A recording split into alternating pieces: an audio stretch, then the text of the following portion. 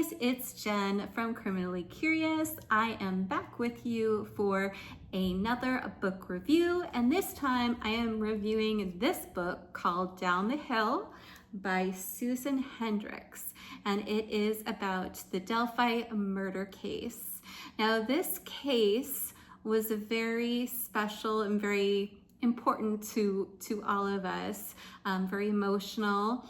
Bekki, Donna, and I, this is the case that really got us all together with our true crime. So I read this book and we're gonna get into it. I'm gonna review it for you guys and let you know if it's worth picking up or not. So stay tuned.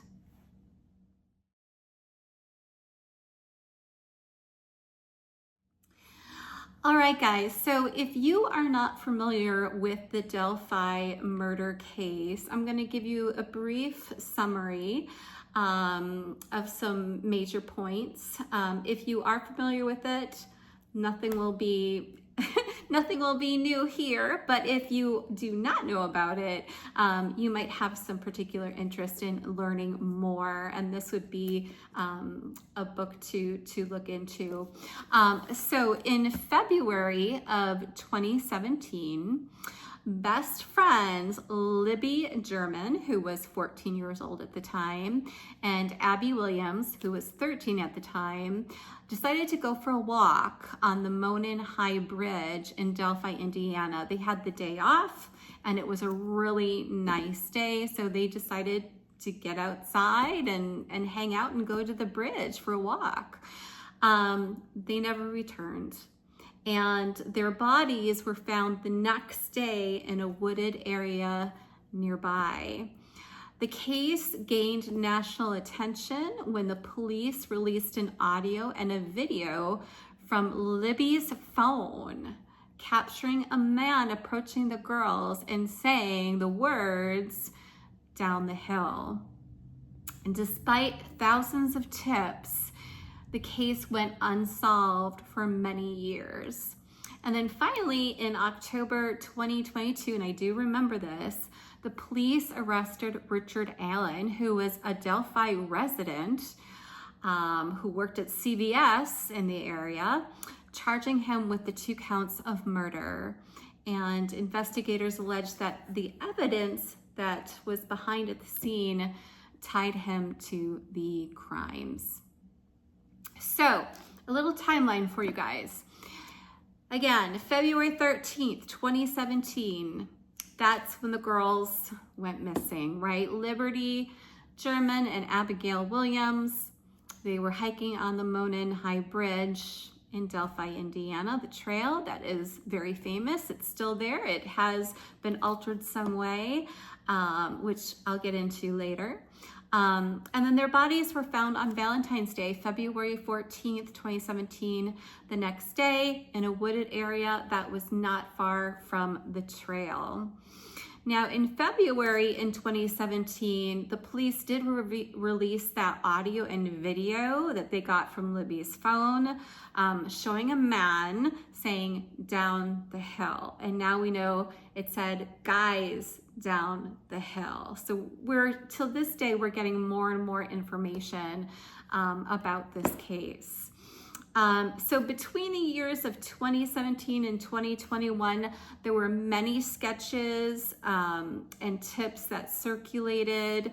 The case, again, received national attention, but there was no arrest, right? There were a lot of differing tips, opinions, which made it difficult, and then finally, in October of 2022, Richard Allen, who was a Delphi resident, was arrested and charged with 2 counts of murder. Now, in that same year, 2022, in November, the probable cause affidavit was unsealed, the evidence suggesting that Richard Allen, was on that trail when the girls disappeared. And that was based on his interview. If you've seen any of the jail interview clips with him on YouTube, you can see that. So then in 2023, 2024, they had the pretrial hearings. there have been delays. The defense and the prosecution disputed evidence, handling, procedures. There was a lot of controversy about how the whole thing was handled. And then finally, Richard Allen got his day in court, and he was sentenced on December 20th in 2024, just last year.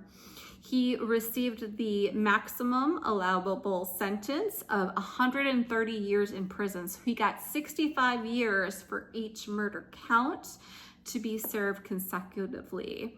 So he was found guilty of all major charges, including 2 accounts of murder and 2 accounts of felony murder committed during kidnapping. So that is an overview for those who are not familiar with the case. For those of you who are familiar with the case, this all sounds very familiar, I'm sure. So now that I've given you that summary, let's go ahead and let's get into this book called Down the Hill. Now, Susan Hendricks was a reporter. She was at the scene during all this press handling at the time. She's been on TV. She's got her own YouTube channel. So she's really been into this case, and she wrote a book about it. What I liked about the book is that she put in a lot of details, a lot of interviews with families, which I actually liked, seeing the transcripts of her talking to, especially Libby's sister, Kelsey. That was really interesting to hear some of that conversation, interviewing her. Also interviews for when she would be on TV, on CNN, on one of those news shows, interviewing the police, people involved in the case. Had the transcripts of that. I found that very fascinating. The writing itself really flowed, so it was a really easy book to kind of get through, not the subject matter, but just the way that she wrote the book. And the book itself is not that long. It didn't take very long to get through it, okay? It does have some basic facts, but it's basically her journey, her experience of the case and interviewing, and her thoughts along the way as well. I did appreciate, like I said, the transcripts between her and her interviewing the family. I do wish there would have been more of that and less of her opinion, I guess I would say, just because I'm very curious of what the family feels and had to say. But I think there was some sort of balance between the two, which I did appreciate. There are pictures that are included in the book, and I did want to kind of show you some very famous photos that, if you're familiar with the case, you'll probably recognize it.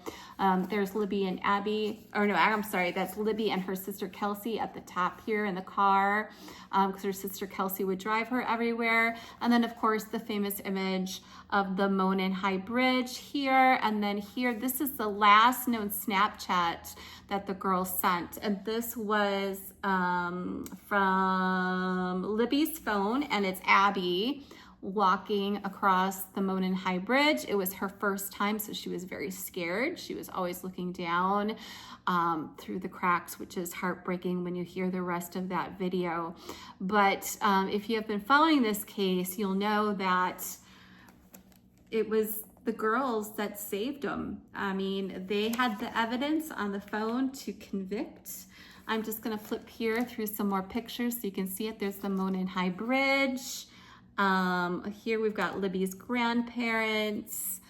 I like how they always include some of these pictures here. Here are the 2 sketches that might look familiar to you if you have been following the case.